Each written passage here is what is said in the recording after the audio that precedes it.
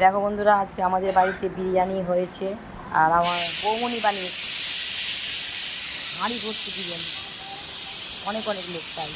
Mutton biryani, আর এই যে মাটনটা রান্না করে এসে কষে রেখে দিয়েছে। এই যে মাটনটা কষানো আছে আর এখানে বিরিয়ানি। আর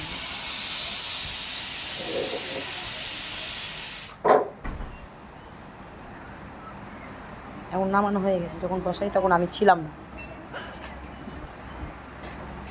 আর ওখানে খাসি ট্যাং বানানো হচ্ছে, বসানো আছে। ওদের কাজ করে করে শক্তি কমে যাচ্ছে, তো তাই জন্য খাসি ট্যাং নিয়ে গেছে, স্যুপ করে খাবে। তাই হাতে চুড়ি পড়েছে, কি সুন্দর শ্রাবণ মাসে।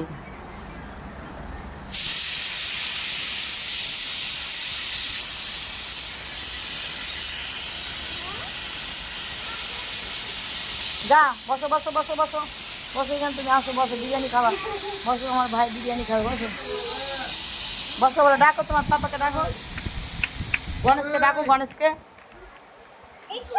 বলে আসো, বলে আসো, জোর করে ডাকো, বলে আসো। বলে না, তোমাকে যে ডাকছে খেতে, বলে আসো, জোর করে ডাকো, বলে আসো। চলে গেল। বললাম পাপা তোমাকে কাটবো হাঁসুয়া দিয়ে। কি সুন্দর হয়েছে। হ্যাঁ যাও, চামড়া ঢিল করে দেবো।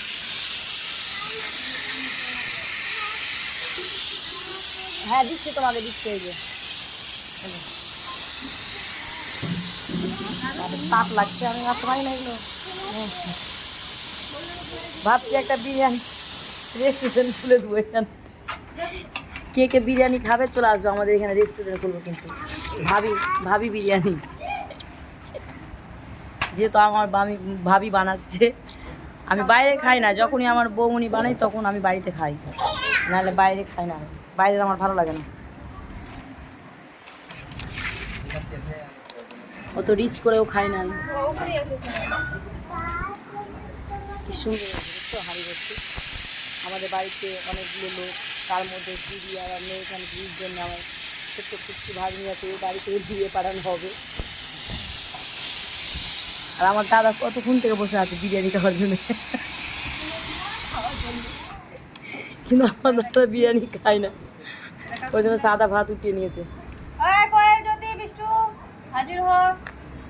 সে তো বোধ হয় 3টায় আসবে, সবাই খেয়ে ঘুমিয়ে যাবি।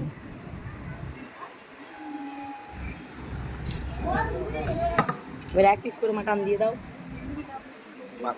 ক্যামেরাটা অনেক লেট হয়ে যাচ্ছে ভিডিওটা। এই তোরে কেমন মাটন দিব রে? কাটাবালা না কেমন বল?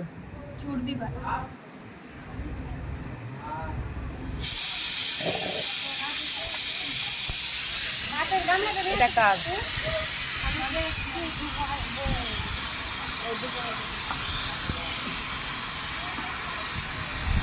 তো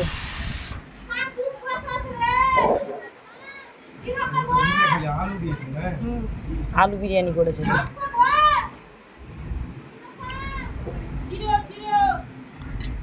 এই যে বিরিয়ানি কমপ্লিট। কে কে খাবে চলে আসো। আমাদের এখানে রিসেন্ট রেস্টুরেন্ট হবে একটা বিরিয়ানির, ভাবি বিরিয়ানি। যে যে খাবে চলে আসবে। বাই টাটা, সবাই ভালো থেকো, সুস্থ থেকো। আমার ভিডিওটা কেমন হয়েছে লাইক কমেন্ট করে জানাবে।